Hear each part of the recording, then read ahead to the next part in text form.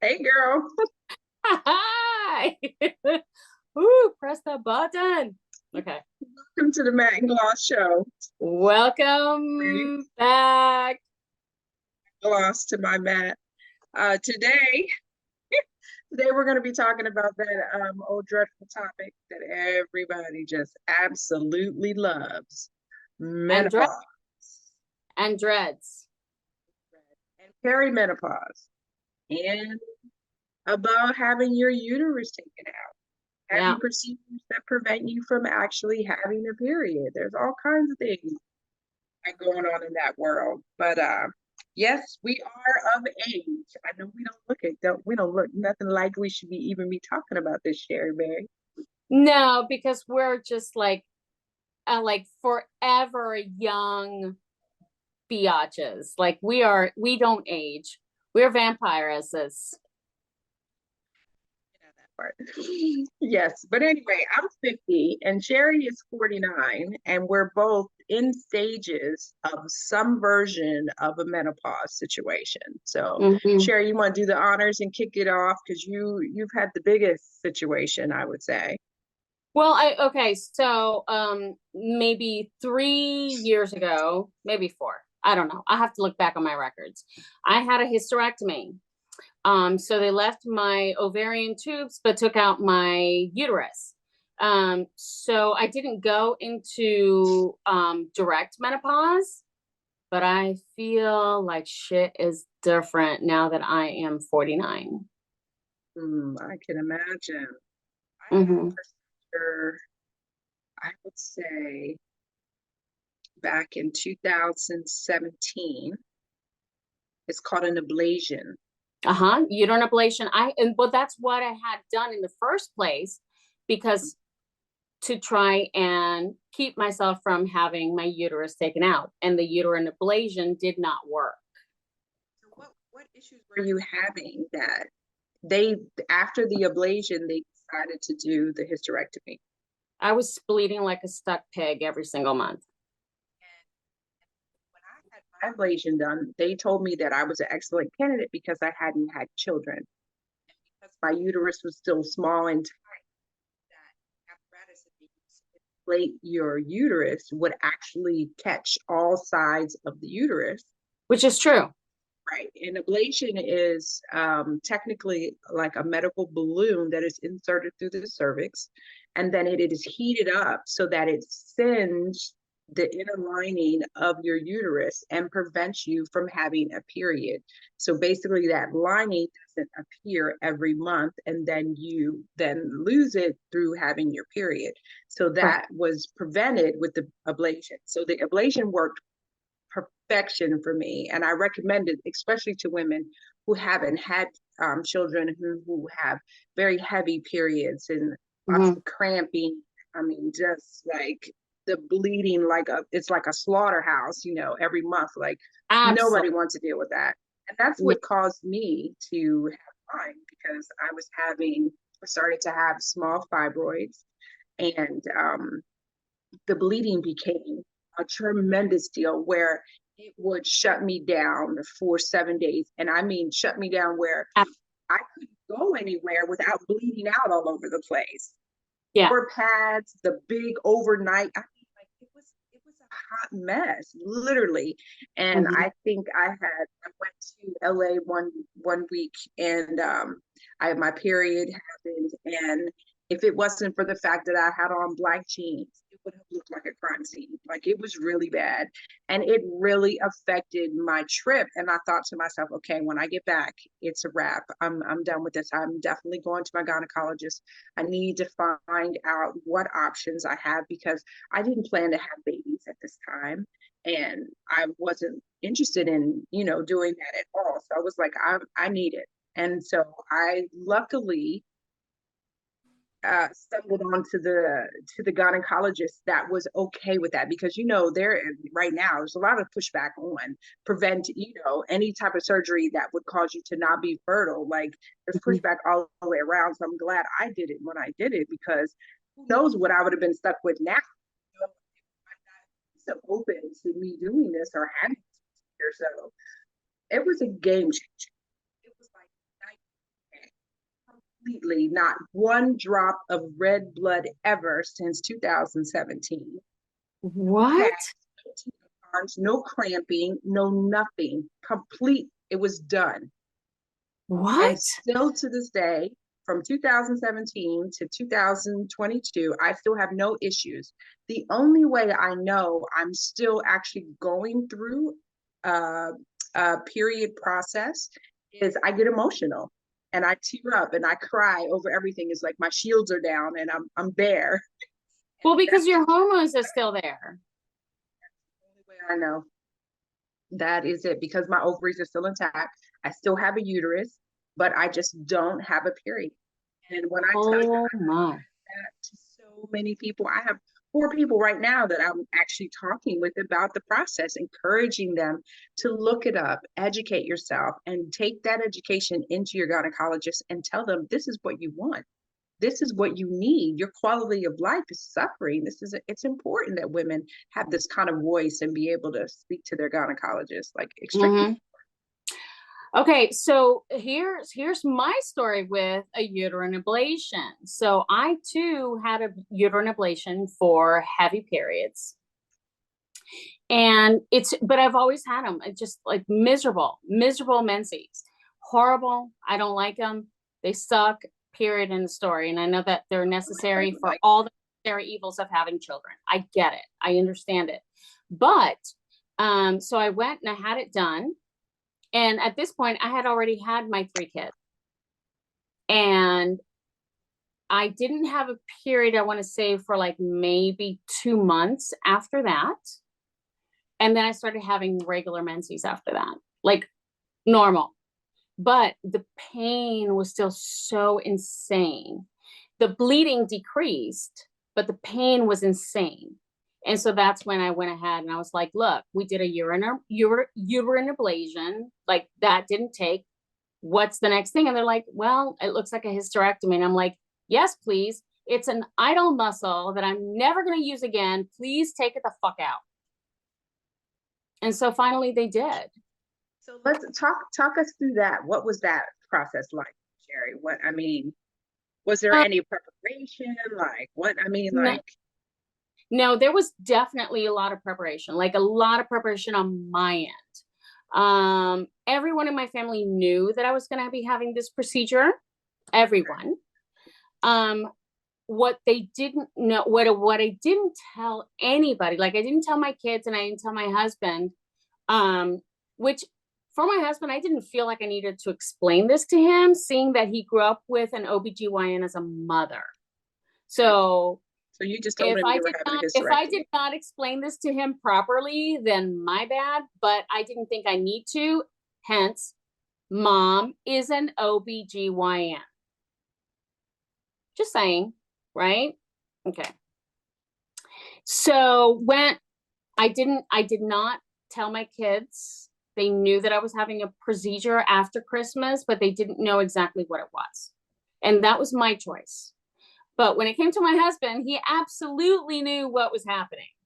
But he didn't realize the extent of what it meant to be having a hysterectomy until he's like, okay, she's in, everything's great. I'm going to go get some coffee and some breakfast. And they were just like, no, no, no, no, no, no, no, you don't leave. And he's like, well, what do you mean? And they're like, no, anything could go wrong in there. And if anything goes wrong, we need to be able to come out and talk to you like instantaneously because you are her next of kin. And he's just like, what the fuck? And that's when he sat down and did the research of what the procedure that I was doing and what it meant. And after everything was said and done, he's just like, you really downplayed that. And I was like, I just didn't want to make a big stink out of it. But the fact that you didn't know what it was, that's not my problem. I told you what was happening. This is up to you to decide. I think it's not that it's not his problem. It's that it's just not a fair statement because you're going under the knife. Like, who makes a big deal out of that anyway? You know, it's a scary ass situation. So, but it was for his what I think John's job was to ask more questions. Right. Yeah, ask more questions. like, Ask some you know, questions. Sorry, I have and to like. I think that Okay. is more, are you having an issue? I'm having a small issue over here. I'm having technical difficulties with the chair I'm sitting on. But okay, now good. Keep going. So yeah, so I think he should have just asked more questions, and I can understand he probably felt like he was caught off guard and wasn't expecting, you know, it to be such a major situation when Right. you didn't blow it up to make it a major situation. But I understand you didn't want to scare anybody, No, of course not. right? You don't ever want to scare somebody into any kind of um I just felt like if I made a big stink out of what was happening, that people would be like all worried and like I just if anything negative happened while I was under the knife, I know that my family would be fine. And I know that everything would be explained to them in a way that made sense. This would not, this wasn't like Donda, right? This is not Kanye, Donda going in for a procedure and then not coming out because whatever. No, this is like, we were good. And so I didn't make a big deal out of it because I'm not that person. I'm not the person to be like, woe is me, woe is me. I'm about to go through this. So Feel feel bad sorry for for me. me, yeah, pity me, and I am attention not that, whore like, I off just, of a surgery. No, no, I'm not that person. And I refuse to be. And there's a reason for that. Like, I've had that. I've experienced that in my life where somebody's like, oh, but I'm sick. You're not sick, bitch. You're just having a procedure. right. We get it. 100%. You're We not sick. 100% get it. Well, and now, so you go in for the surgery, Mm-hmm. and it is an in and out procedure, same day procedure, and you're back home. Yep. How long were you down for? How long? Well, first, how long did the surgery? I was in, I want to say about 2.5 hours. And Time then, there was what, 5 or 6 hours? Prep. The no, whole time you were there from entering the door to leaving was 2.5 hours? yeah. Oh, Yeah. wow. Let me put it to you this way. We arrived at the Surgery Center by I think 6:30 in the morning. Yeah. Arrived at the surgery center by 6:30 in the morning, had the procedure, went, drove to Rockville, had Tara Thai by the time they opened up at 11:30 because I was starving. And then from there went straight to Cambridge, where I went ahead and John took care of me with gummies and taking care of me for an entire week at our house in Cambridge. Jeez. So were you bent over? Was it, and this was all vaginal, right? So this was not where your stomach was cut open and all of No, that. So you could, I've had that, but I've had that. I had a C-section. because And you let had me a tell you C-section. something. The very first time that I walked after my C-section, I Yeah. swear to God, it was like my entire innards were about to fall out of my body. Like it was just like, uh, it hurt Imagine. so bad the first time I stood up. Oh my gosh. With the hysterectomy, it's, oh no, it was not normal because remember, your uterus holds certain things up. So things need to be tacked a different way. Once that uterus that's suspended and holding things up, once that's gone, it's got to, Things shift, moved not and shift. Mm-hmm. things will shift. And so you have to, and so that was the main thing. And that was the main discomfort is the shifting from having this muscle be removed. So now that you've had it removed, it's 4 years later, right? You said? At least. And now, so within that 4 year time frame, you didn't feel any after you healed from the initial pain of things shifting. Was there anything else noticeable about it? You were just free and clear, no more periods, no more pain. Free and clear. So I had my surgery. This is what's so fun. Okay, this is a funny story. I had my surgery December 26th, literally the day after Christmas. And of course, they were like, you can't do anything sexually until you have your post-op. And then even then, so like I tried to have my post-op right before Valentine's Day. Oh, You know, Valentine's. Oh, I was about to right. say, So okay. so here I had my surgery December 26th. Right. January 20, so by About a Valentine's Day, month and a it's half. not quite 8 weeks, not even 8 weeks. So I go in and I'm just like, so it's Valentine's Day. And they're like, yeah, no. I was like, well, what, it's like, but then they're like, no, you don't need, no, nothing in there, nothing in there until we say okay. And I was just like, Yeah, well, you have to go back to your teenage years. there was a lot of rubbing. Oh my gosh, I can't. So now let's talk about the any effects on your body, emotional, like what you used to go through, any bloating, emotional PMSing, breast tenderness, cramping, so nothing. You had Well, nothing. well, that's the thing. It's like, but okay. So here's the thing about me and my female parts is that my main dilemma when I was having normal periods was the bleeding and the pain that came with the bleeding. Cramps, yeah. So once there was no bleeding, there was That no was that. pain. So Nothing. hormones, like I already have chemical imbalances. So PMSing hormones, those bitches were nothing. That's Didn't hilarious. experience those. That's hilarious. Wow. So now 4 years later, now you're dealing with Um, night sweats.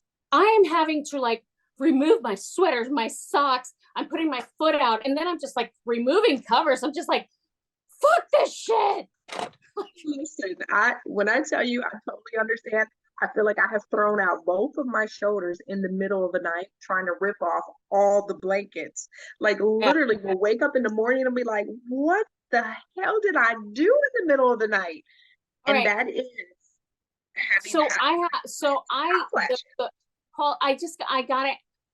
Getting up in the middle of the night and literally feeling how wet my hair and all like everything, and I'm just like, ew.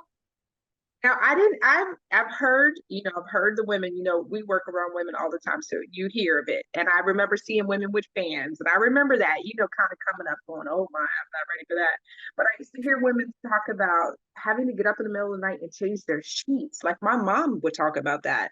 And I haven't gotten to that part yet, but let me tell you, it's been a journey trying not to get there. But I would have to say now turning 50 and now about to be turning 51, I've seen my hot flashes change. So I've watched them go up and down. And now I've gotten to a place where I've never broke out into dripping sweat, but now I feel like I'm getting there. And what that's telling me is that my natural herbal supplements that I've been taking, my maca, my black cohosh, my ashwagandha, um, all the different estrovens and all the different brands of Up the dosage, up the all of dosage. it. But when I tell you, I'm taking about 2,000 milligrams of maca a day and about 2,500 milligrams of black cohosh. And now I'm about to add ashwagandha in. There's so many different things, and you don't know what really works. And so it's like a shell game. A juggling situation on trying to figure out what combination. But what I want to talk about mostly is I'm realizing things that set the hot flashes off, that cause my body to react. And for some reason, certain products really set them off. So the basic, ordinary, everyday ones that most people can help themselves with is no red wine, no chocolate, no coffee. The three things that we need in life to just What are you survive this talking about? bullshit. Those are goddamn staples of life. Exactly. But so I've also then learned that things like Red Bull, anything that Oh, has that, what's the word, Sherry? I've struggled saying this word, but it's guarine, it's a guarine. natural, starts with a G. Guarana. Guarine and guarana. Yes, those will set off my hot flashes. Any product that raises your metabolism sets off my hot flashes. But okay, but that is because it is so Red Bull and L-taurine, guarana, all of these things, they are meant to hype you up. They're stimulants. Right, they're So stimulants. if you're going through menopause, the last fucking thing you need is any kind of goddamn stimulant. Of course, but in any kind of weight loss product, any kind of product that, and I mean, I'm drinking Asian teas that are supposed to help with weight loss, the green teas and different teas like that. Some of it actually has natural products in it that boost you, that get you going, that aren't caffeine based, but still set off the hot flashes. Even medicine. So these are called thermogenics, right? So yes. These are thermogenics, yeah. Yes. So I mean, there's so many things, but I think now, if this is the process that I'm going through, and all of the supplements aren't really working as well as I'd like them to, I think now I'm actually going to asked my doctor for a low dose of estrogen hormone. Estrogen is estrogen and testosterone, the combo, the lowest dose that you can get, because my mother is on it, and she has. Now, are you worried about this? Are you worried about this with family history? Family history, we've done some of this research. My mother had a few of the Brock tests done for breast cancer and different things like that, because we do have my mother's sisters have some family history with cancer, breast cancer, and different things like that. So, but she has tested negative. She doesn't have the genes, which transfers down to me. So, thank God. Well, hold on a second. But it tends to sometimes skip a generation. Have you thought about that?